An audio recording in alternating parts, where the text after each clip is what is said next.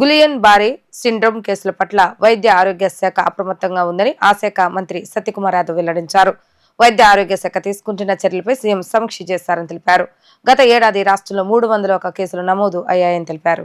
సచివాలయంలో ఏర్పాటు చేసిన విలేకరుల సమావేశంలో మంత్రి సత్యకుమార్ యాదవ్ మాట్లాడుతూ జీబీఎస్ బారిన పడిన వారికి సరిపడా ఇమ్యునోగ్లోబులిన్ ఇంజెక్షన్లు ఉన్నాయని మంత్రి స్పష్టం చేశారు.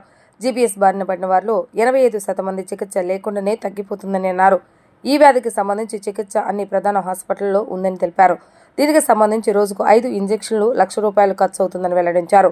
5 రోజుల పాటు ఈ ఇంజెక్షన్లు ఇవ్వాల్సి ఉంటుందని సత్యకుమార్ తెలిపారు. గుంటూరు జీజీహెచ్లో అత్యధికంగా కేసులు నమోదు అయ్యాయని వివరించారు. గుంటూరు, విశాఖతో సహా 6 ప్రభుత్వ హాస్పిటల్ ఎక్కువ సంఖ్యలో నమోదు కావడానికి ఇతర ప్రాంతాల నుంచి కేసులు రావడమే కారణమని అన్నారు. అక్కడకు రెఫరెన్స్లు ఎక్కువగా ఉండటంతో కేసులు నమోదు అవుతున్నాయని పేర్కొన్నారు. కానీ గత సంవత్సరాన్ని తీసుకొని ఒకసారి విశ్లేషించాల్సిందిగా వారు కోరడం జరిగింది. మనం 2024 సంవత్సరాన్ని చూస్తే 17 ప్రభుత్వ ఈ సర్వజన ఆసుపత్రుల్లో మొత్తం 301 కేసులు 10 ఆసుపత్రుల్లో నమోదయ్యాయి. 17 ఉంటే 10 ఆసుపత్రుల్లో నమోదయ్యాయి. అత్యధికంగా గుంటూరు జీజీహెచ్లో 115, కాకినాడ జీజీహెచ్లో 45, విజయవాడలో 45, కర్నూలులో 33, విశాఖపట్నం కేజీహెచ్లో 28, నెల్లూరులో 21 నమోదయ్యాయి. 4 జీజీహెచ్లో 1 నుంచి 8 దాకా కేసులు నమోదయ్యాయి.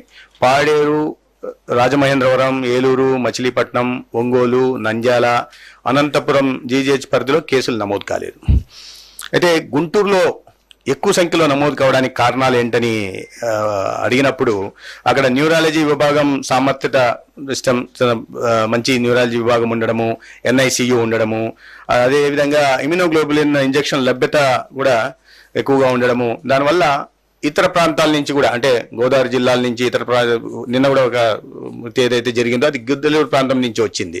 కాబట్టి రెఫరల్స్ ఎక్కువ ఉంటున్నాయి. దాని కారణంగా గుంటూరులో ఎక్కువ కేసులు నమోదు అవుతున్నట్టుగా మన దీంట్లో వస్తూ ఉంది.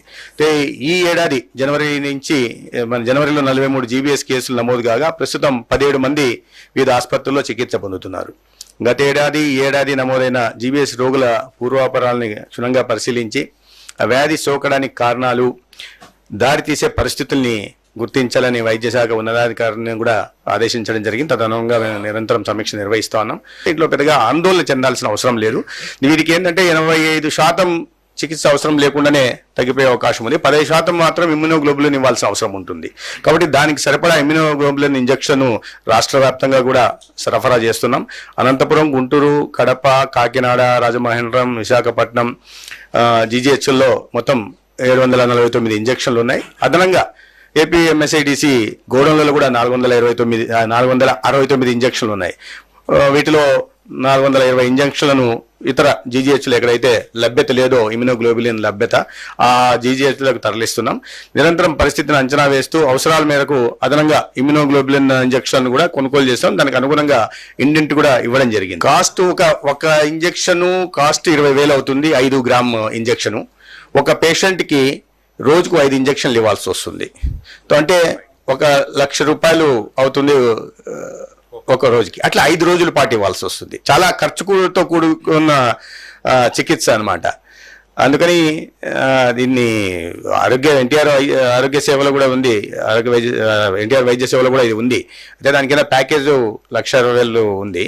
కాబట్టి ఎక్కువగా ప్రైవేట్ వీళ్ళు హాస్పిటల్ వాళ్ళు దీన్ని గవర్నమెంట్ వైపుకే రెఫర్ చేస్తూ ఉంటారు ఒకవేళ అక్కడ కేసులు అయినా కూడా. అందుకనే జీజీహెచ్ఎల్ మీద దీన్ని ఒత్తిడి ఎక్కువ ఉంది. కేసుల గురించి చాలా ఖర్చుతో కూడుకున్నది. అయితే ప్రభుత్వం ఎక్కడ కూడా దీన్ని ఖర్చు గురించి ఆలోచించకుండా ప్రజలకు మెరుగైన వైద్య సేవ అందించడం కోసం, జీబీఎస్ నియంత్రణలో ఉంచడం కోసం తగిన సంఖ్యలో ఇమ్యునోగ్లోబులిన్ ఇంజెక్షన్ అందుబాటులో ఉంచుతోంది ప్రతి జీజీహెచ్లో కూడా.